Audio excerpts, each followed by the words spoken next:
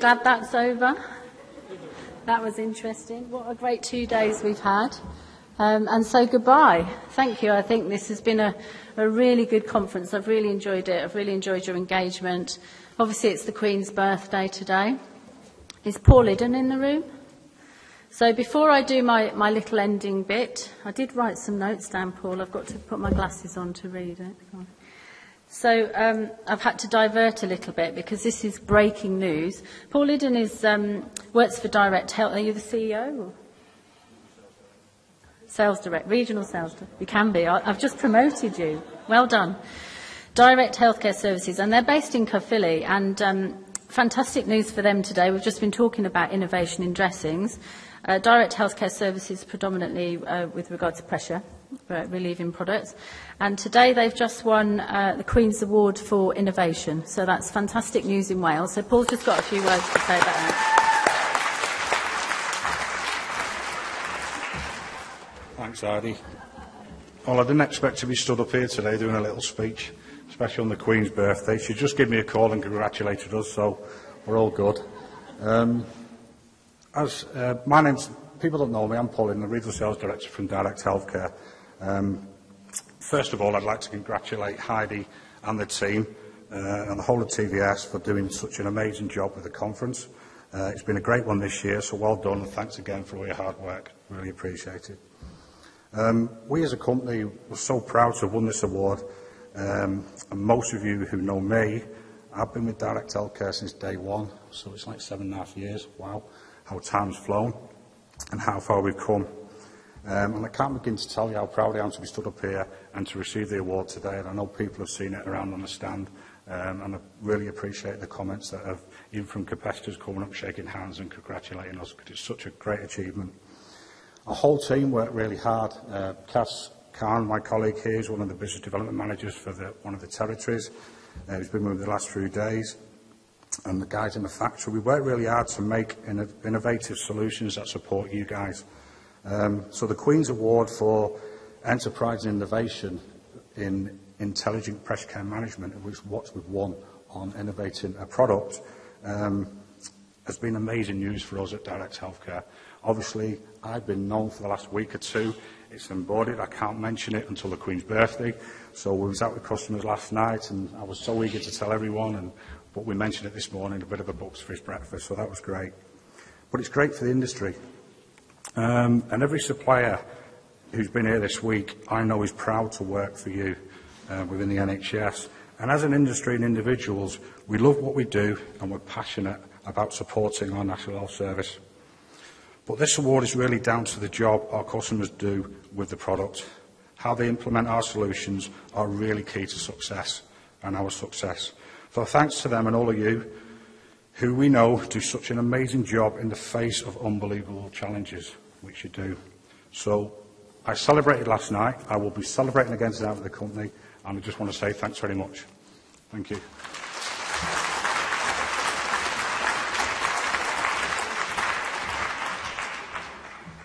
Just a little slide to remind you all that TVS, sorry, I should say thank you, Paul, well done.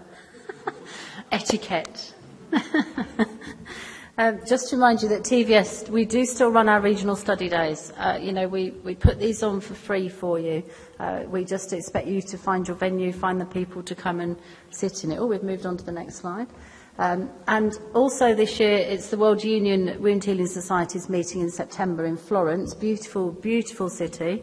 And TVS are going to sponsor 3 places for that. So on our website, you can apply for those places. We will be giving preference to PhD and master's students, and for those that we know that are working in areas that would really struggle to get any corporate sponsorship for that. But please, you need to be a member of the TVS as well, which of course you now all are. You've also got rapid evaluation forms in your bags, so if I could remind you to fill those in and hand those in at reception on the way out. We do take your feedback very seriously, what you've enjoyed, what you think we could have done better, and we would appreciate that for moving forward for next year. You can also collect your certificates on the way out. And have you thought about what abstract you want to submit for next year? Do you want to be up here presenting? What work are you publishing this year that we can, publishing in JTV, I hope, as well, that we can, maybe we can come to you and ask you to present next year. Bring your posters. So before I move on to my final bit, we do need to do our draw for the iPad. Actually, Naomi's sat down there. I'm going to ask her to pick. Sadly, for the passports, that we've only had 2 handed in. 2 fully completed ones. Huh? Fully completed, every stand visited. So, I have 1 iPad here, but I don't know if the people are even still in the room. So if I get Naomi, I don't know whose these are. Pick one. So this is the winner for the iPad, which is Alison Ward. Is Alison still in the room? No?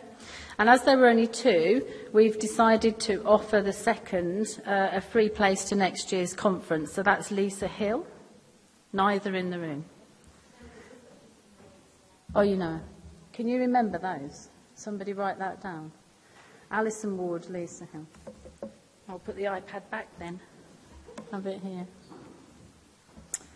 Oh, and just for those of you that weren't at the meal last night, the poster winner was Louise Wall, and the oral presentation winner was Alison Cool.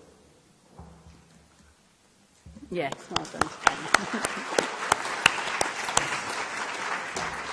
So just in trying to summarise what I think some of the key messages have been through our conference, and I haven't been able to attend every session, and one of the key things that's come out of it has been about research and evidence, and what the researchers often start with is a question.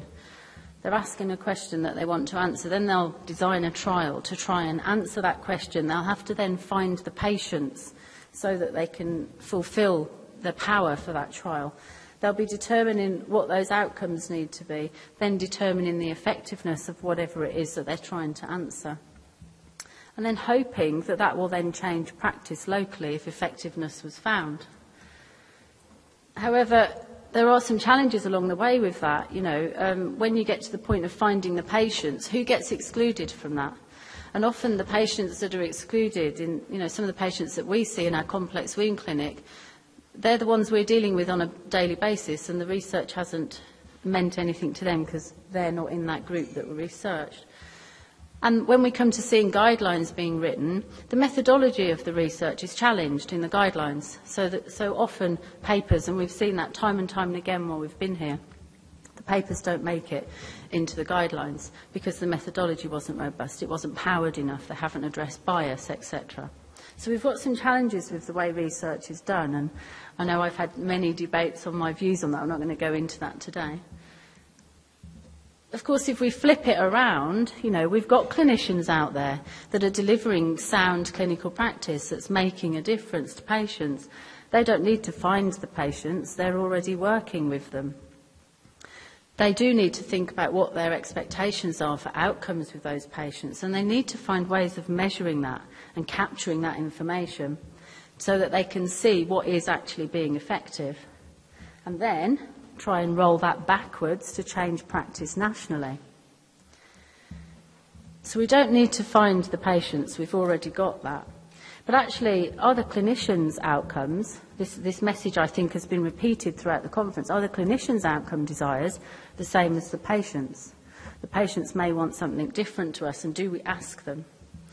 And does that method of working with practice and changing practice influence guidelines? Possibly not. And how much do guidelines influence practice? So there's a big gap. Obviously, I work in London.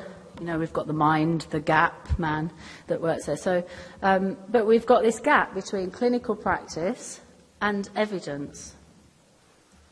We've then also got a gap between the patient's desired outcomes and the clinician's planned outcomes. We've somehow got to try and close this gap between all of us. if we look at what's published and presented, there's a gap there as well. We've got the research and the clinical evidence that's being published and presented.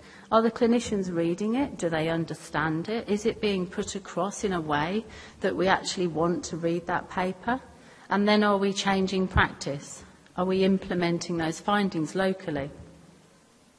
We're carrying out our clinical practice. Are we capturing our data? And what are we doing with that? As clinicians, if you're capturing data, publish it. It's interesting to people. My team get a bit fed up of me and data and me trying to get them to do data. And I've tried all sorts of things, bar beating them with a stick, because I might get had up for, physical harassment at work. So one day I decided to come up with an operation. And I think, what do the police have operations, don't they? They have operation and they give it a name. And I like daffodils as a flower, which is quite poignant as we're in Wales, actually. And I thought, how can I use the word daffodil to stimulate my team to get better at data? So instead of me sending nagging emails, they get pictures of daffodils now and things like that. So daffodil stands for data always finished fast, or dreariness is likely. That was the best I could come up with. But if they don't get their data done on time and I can't capture that and work with that, then they just get me nagging at them all the time. And that data is important for us. It's important for us to understand what we're doing as clinicians. It's important for us to feed back to our commissioners.